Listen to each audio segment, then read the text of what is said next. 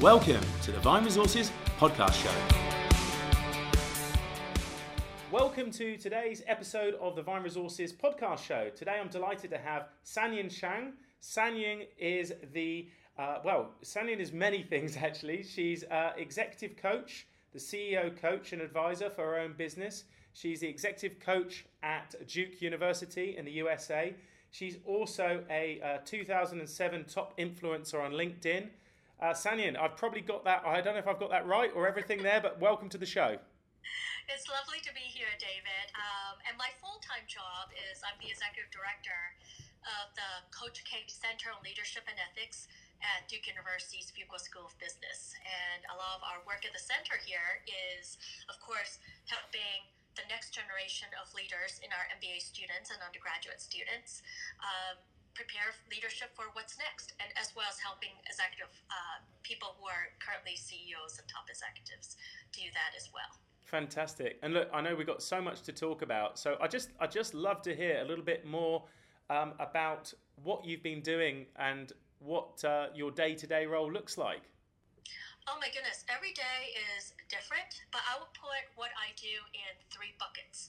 So, my mission in life, I always advise people, whether they're students or whether they're CEOs, always know what your mission, have clarity around your purpose and mission in life. And that's actually something that all effective leaders have, is they have that clarity. My mission in life, I've decided a long time ago, is to enable greatness in others rather than chasing greatness, enable greatness in others. So in that respect, I put my work into three buckets. One is thought leadership.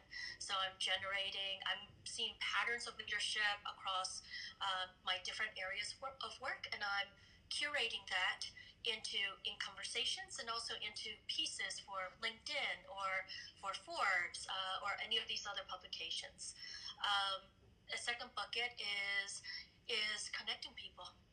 I believe that the answers to a lot of the problems we're addressing or challenges that we're addressing or opportunities lie actually in the network. You may not have the answer, but someone in the network does. Mm-hmm. And I love to be able to connect people to add value and facilitate that greatness. And then the third thing is just the mentorship and the coaching.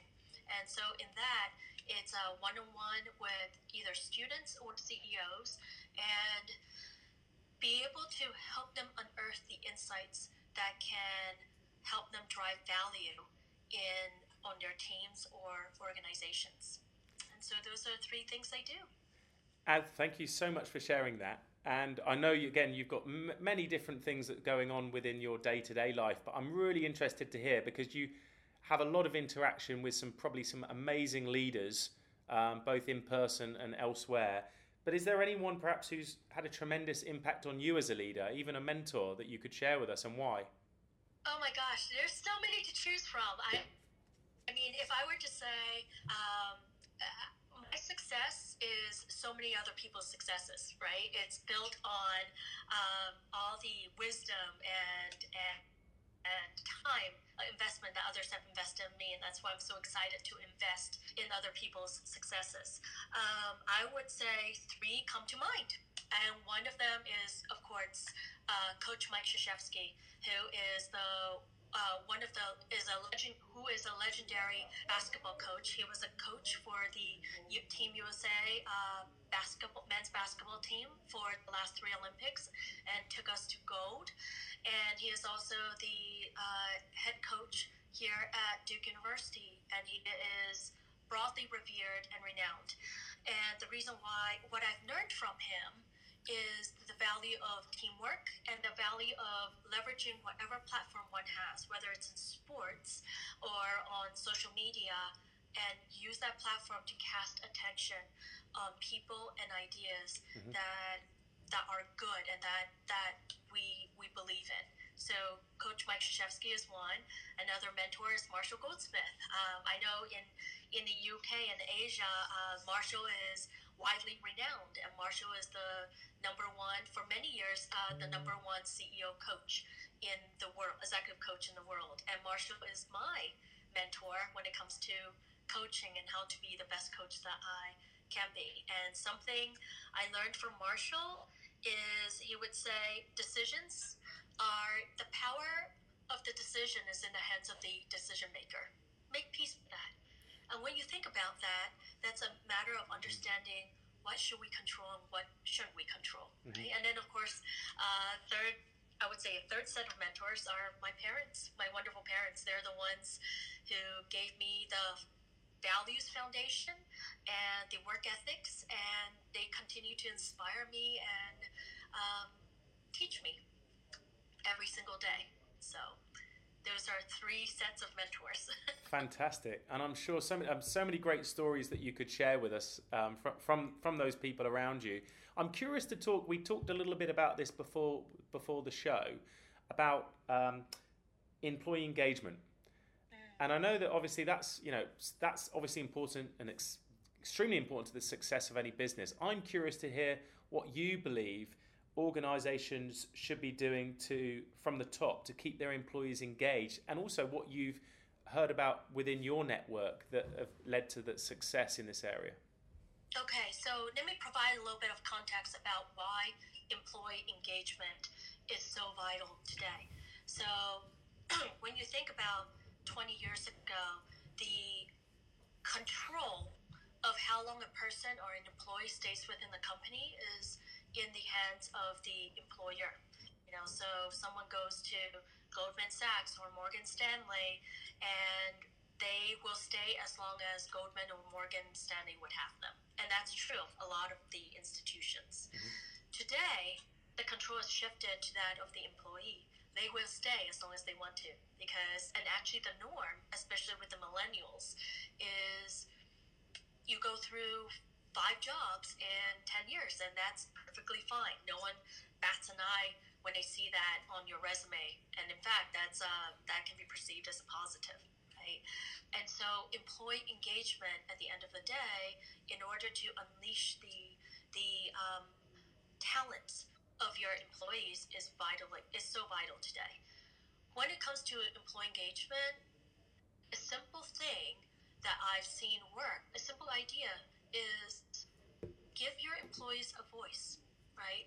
Take it from decentralize. You give them an idea of what you want the end outcome to be.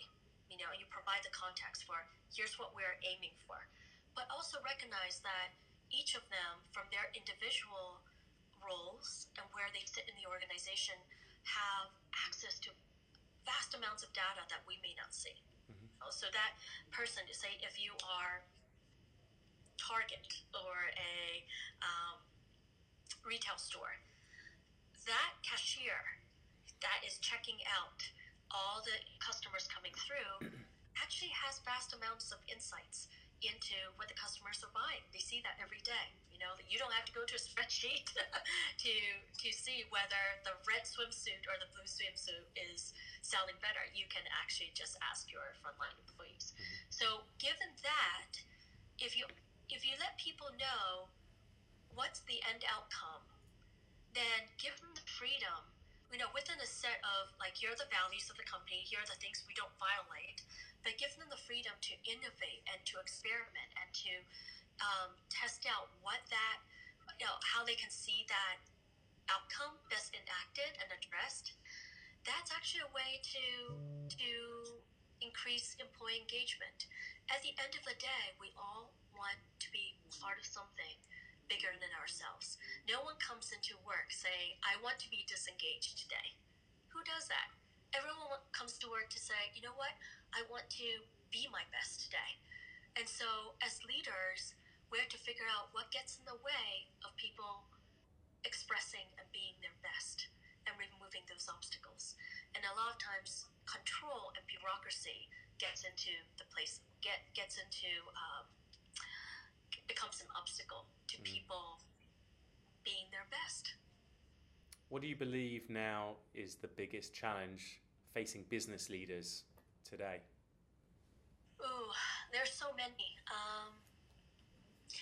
I think there's no prescription for how things work anymore. There's no playbook, right? 20 years ago, when things were moving at a slower pace, when when things are more linear, there was a playbook, right? Today, we're creating the playbook as we go along, right? And that stems from things being so interdependent today. We live in a complex versus complicated world. I'll explain what I mean by that. And I learned this from another mentor of mine, General Marty Dempsey, who was the 18th chairman of Joint Chiefs of Staff. 10 years ago, General Dempsey said to us, we now live in a complex world versus uncomplicated. A complicated world, the world of 20 years ago, if you have a gnarly problem, you can break that problem into 1,000 different parts, solve each individual part, put all the solutions together, and problem solved. In an interdependent, complex world, you solve one part of the problem that actually changes the nature of the problem. Right? So actually attacking the wrong part of the problem can actually make the entire problem worse. So you think about the complexities of that. So in such an interdependent world, leaders have the most effective leaders I know who know how to deal with this type of Fuqua, volatile, uncertain, chaotic, ambiguous world, are the types who actually are able to drive diversity and who are able to bring in diverse viewpoints. I would say we're in the ecosystem world right now. You know, one of the themes we're exploring this year in my center, the Coach K Center on Leadership and Ethics, is going from linear thinking to ecosystem mindset. In the linear world of 20 years ago, you look at first order effects. Those have the most impact. Today's world, the second, third, and fourth order effects might be just as relevant as those first order effects. I mean, one of my colleagues here at Duke is Ronnie Chatterjee, and he's looking at CEO activism. You know, 20 years ago, CEOs are actually advised not to speak on social issues or political issues. Nowadays, silence can speak more volumes, you know, and so they actually need to step out and they have to have a point of view on all these issues. It's really I think it's a lot tougher today, but in some ways it's also a lot more exciting. When you have that when you're able to cultivate that diversity of insights and perspectives, there's vast opportunities for innovation. Sanyin, thank you for that. What do you think is perhaps the best piece of business advice you've ever received that you could share with us? Ooh, there's so many. Just one will do. I'll go back to General Dempsey, and I'll share a piece of advice from Frances Hesselbein. So Frances is the former CEO of the Girl Scouts of the USA, and she was also the CEO of the Peter Drucker Institute for Leadership. Peter Drucker called her one of the best natural leaders he has ever met. Huh. And Frances is also another mentor. And I remember saying to Frances one day how distraught I was at some of the things happening in our world today. And she said, look out the window and see what is visible but yet unseen. When she said that, it sparked a light bulb. You know, are we really truly seeing opportunities? You know, there's opportunities everywhere. In every challenge is an opportunity. So how do we shift our mindset to see the opportunities, see the pluses, see the opportunities to do good? You know, so look out the window and see what is visible but yet unseen. Sanyin, what is one mistake you witness leaders making more frequently than others? I think one of the mistakes I see leaders more frequently than others is the higher up you go, the more you get into this myth of control. You know, you feel like you have more control over things than actually what the reality is. And you also, it's very easy. And of course, we're all human beings. It's part of human nature that the more expertise we build, the more we tend to think that that expertise applies to all fields. You know, when the higher up we go, the more we have to draw on others' perspectives and bring together the team's set of expertise, right? We don't know everything. You know, the best leaders I know are the most humble. They recognize the more they know, the less the more there is to know, and that they can't be the sole expert in the room. They actually need other people in the room. And in terms of control, is actually knowing when to give up that control. You know, knowing that you may not be the in one's role, we can't be the decision maker on every decision. Um, there's not enough time in the day, right? And the world is too decentralized. And so being able to say, you know what, I am going to control the why, but I'm going to decentralize and empower others to take on the how. You know, I think that would serve a lot of leaders well today if they can get around the control and also the bringing others who are experts and recognizing that we don't know everything.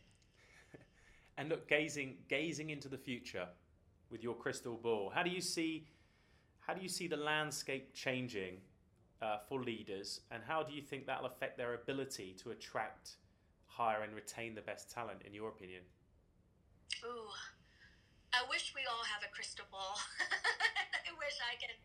I wish mine is predictable and accurate, but don't we all, right? All right, so there are some aspects of leadership that should never change, right? Those are the anchors. For example, what some of those aspects are include character, values, integrity, teamwork, the ability to build trust, things that we think along the lines of personal and relational leadership. I think what's changing, the things that leaders also need to add on, is this idea of contextual leadership. And I'm referencing the work by my colleagues Sim Sicken and Alan Nind, their 6 domains of leadership, where they have a pyramidal model of leadership. And that contextual leadership is really understanding where are the key anchors. The fog of war 20 years ago is not enough information. The fog of war today and tomorrow is actually too much information. So how do you filter through to understand what is the most relevant, which information is most relevant and will have a high level impact on your organization? That is extremely tough to do. And then being able to communicate that for your people so they have clarity and focus. Does that make sense? Absolutely, absolutely. Thank you for sharing that. If you were perhaps giving your 20-year-old self advice, looking back, what's the one thing you would say to yourself? Be a better listener. Be a better listener. Ask questions and be a better listener, because when you ask questions and the questions that you ask can give more insight into your competence and who you are as a person. And then when you ask a question, really stop and listen, and listen and learn. Don't ever stop learning. Great advice there. Sanyin, thank you so much for joining us today. I really am grateful. What's the best way for people to connect with you, reach out to you? So I have a book that is actually published by Lit Publishing based out of London. It's called The Launch Book. And the Launch Book is motivational stories that is to help people who are launching their new idea, new business, or next career. And it is all about understanding not only the skill sets and the talent, but understanding the launch is also about mindset. What's a mindset you need to have? And then in terms of getting in touch with me, the best way is to go on my LinkedIn and join my followers, or if you reach out and you add a little note as to how you found out about me, I'm happy to engage with your listeners in that way. And my LinkedIn is just Sanyin Shang, SanYinSiang. They search for me. It's right there. And I post regularly little short videos as well as articles and bits of advice on my LinkedIn. Fantastic. And I've read some of your articles and they are amazing. So keep doing what you're doing. Thank you, David. Sanyin, thank you so much for joining me, and I hope to speak to you again soon. Likewise. Take care. Bye-bye.